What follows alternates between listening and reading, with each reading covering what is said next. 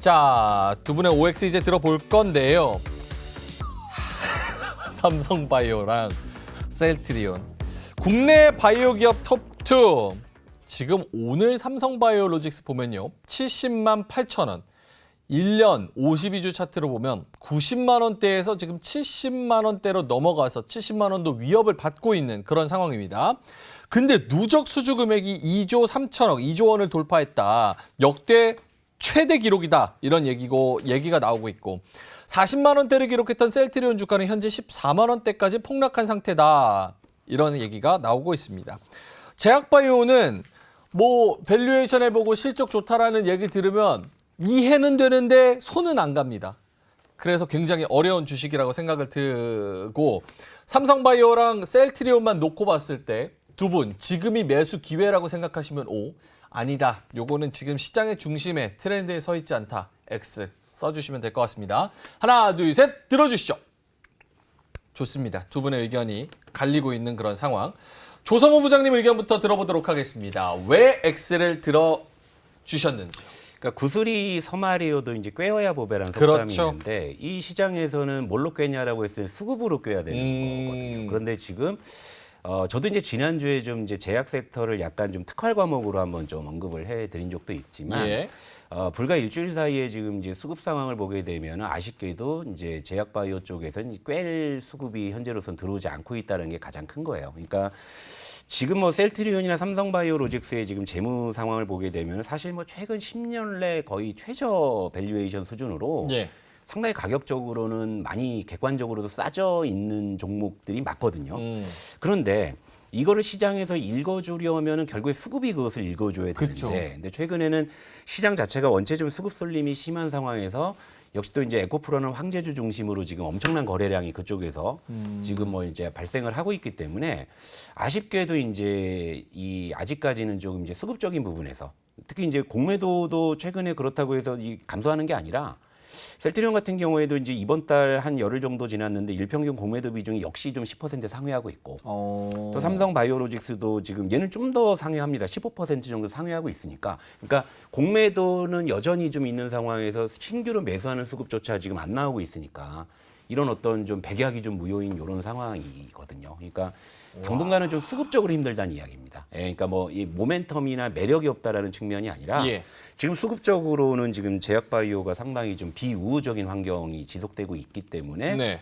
저는 좀 이제 X 의견을 드린 겁니다. 네. 와, 그럼 요거는 만약에 내용적으로는 매력적이 맞는데 수급적으로 지금 탄력이 안 붙는다라는 쪽으로 포인트라면 수급 들어오는 거 보고 매수해도 그때 타이밍이 늦지 않다라는 쪽으로 결론 내도 되나요? 예, 저는 그렇게 봐요. 왜냐하면 저도 지난주부터 그래서 제약주를 그러니까 제가 이런 말씀도 드렸잖아요. 고장난 시계도 하루 2번은 맞는다라는 그런 이제 논리로서 이제 제약주는 그래도 이제 시장이 조금 불확실해졌을 때 예. 대안 섹터로서의 좀 어떤 그런 기능을 기대했거든요. 근데 아니나 다를까 이제 최근 일주일 동안 시장이 그렇게 좋지는 않았잖아요. 그런데 대안 섹터에서의 기능을 못하는 건 결국 이쪽에 수급이 안 들어갔다는 거고 그러면 여기 들어갈 수급이 어디 갔느냐. 일단 뭐 1차적으로는 2차 전지 쪽에 쏠렸겠고요.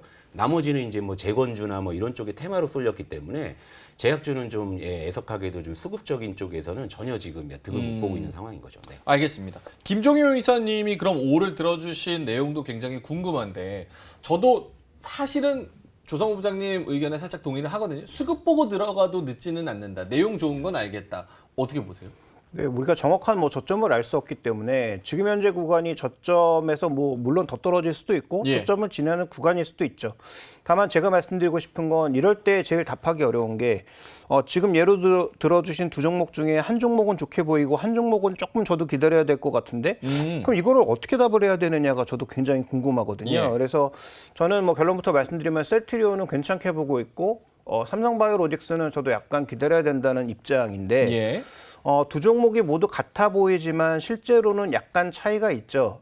특히 삼성바이오로직스는 최근에 CDMO 쪽이 늘어나면서 이 수주 증가에 대한 기대감, 장기적으로 봤을 때는 바이오 쪽에 TSMC가 될 가능성 이런 것들을 보면 아주 길게 봤을 때는 지금 투자 시점이 맞는데 다만 뭐 수급적으로도 그렇고 밸류 기준으로 봤을 때도 CDMO 종목이 뭐 PR 60배 이게 조금 설명이 가능한가?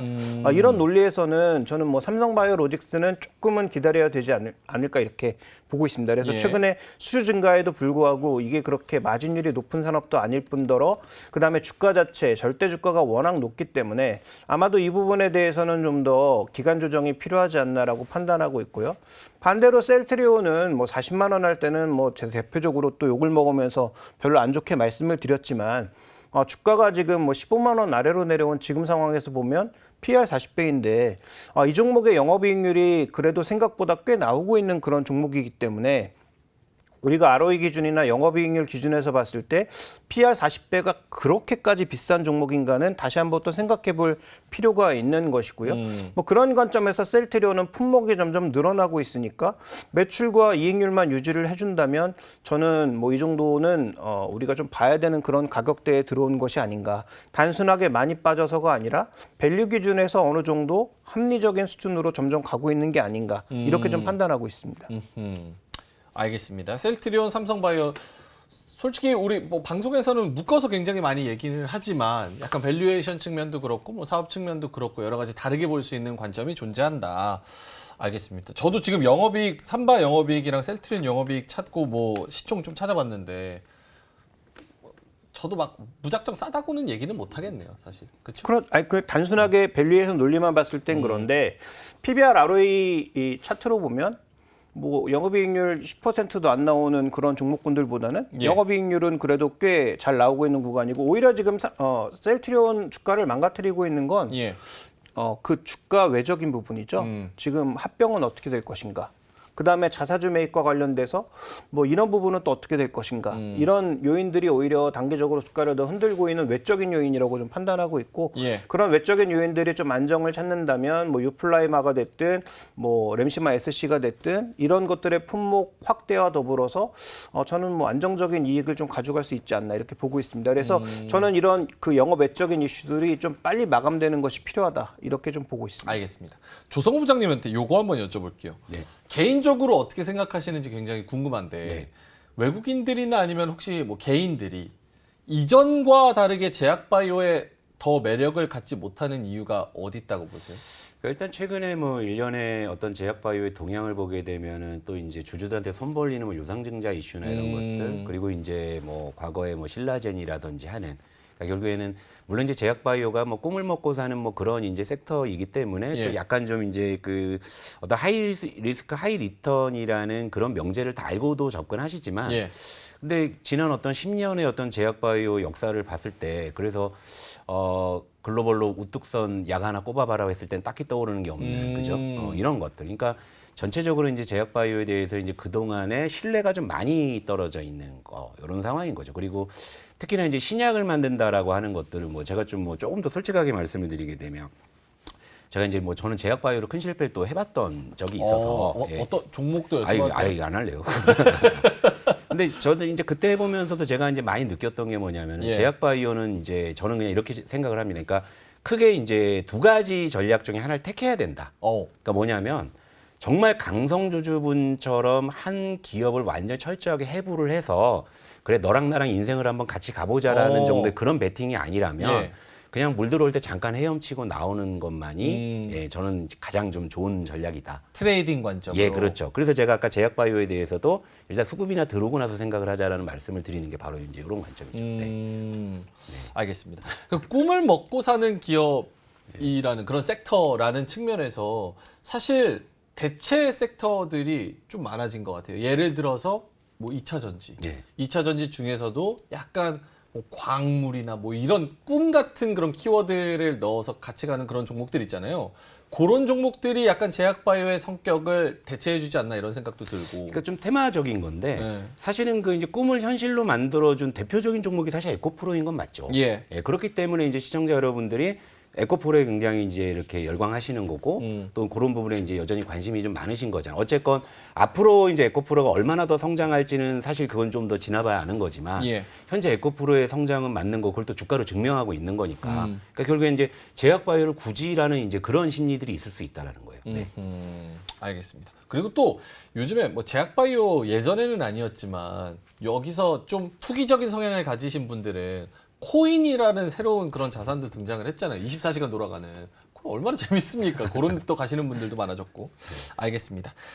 김종현 의사님은 마지막으로 정말 짧게 지금 뭐 셀트리온이나 삼바 둘 중에 하나 뭐 대응 전략을 주신다면요. 네, 뭐 저는 삼성바이오는 뭐 말씀하신 대로 기다려야 될 것 같고요. 셀트리온에 대해서는 저는 뭐 매수 의견을 말씀드리고 있고 목표 주가는 지금 한 17만 원 정도 보고 있고요. 그다음에 뭐 손절 가격도 뭐 의미가 있을까 싶습니다만 지금 현재 가격대에서 한 10% 내외 정도의 손절 가격을 가져가시는 것을 뭐 기본적인 전략으로 말씀드리고 있는데 예. 뭐 셀트리온에 대해서는 뭐 특별하게 우리가 예측할 수 없는 이슈가 벌어지는 게 아니라면 저는 뭐 손절보다는 분할 매수 관점의 접근을 말씀드리고 싶습니다. 알겠습니다. 셀트리온 관련해서 이야기도 해주셨고요. 자, 제약바이오가 언제 살아날지에 대한 부분 여러분들 잘 지켜보시면 좋을 것 같고 제약바이오 하면 시청률이 잘 안 나와가지고 저도 걱정이 많은데 다시 한번 시장의 좀 중심이 될 수 있기를 하반기에는 무언가 많은 사람들을 좀 놀래킬 수 있는 이슈와 뉴스가 나와서 한번 크게 턴어라운드 했으면 좋겠다 약간 이런 생각이 드네요. 이로운 경제 채널 EBC